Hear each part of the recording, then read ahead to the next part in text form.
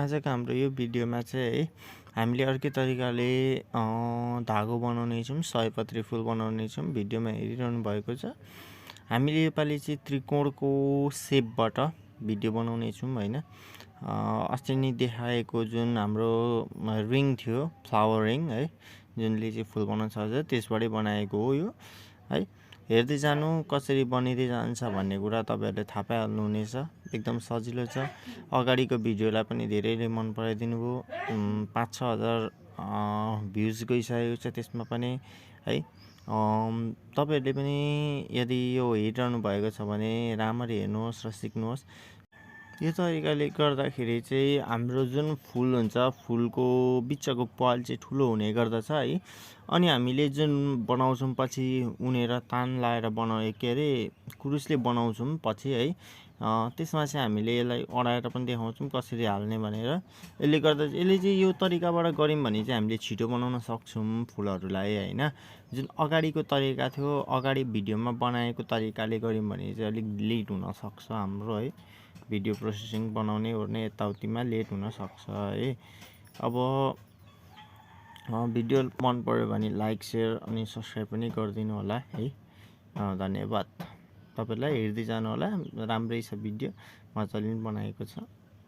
बुझ्नु पनि हुन्छ सजिलैसँगले।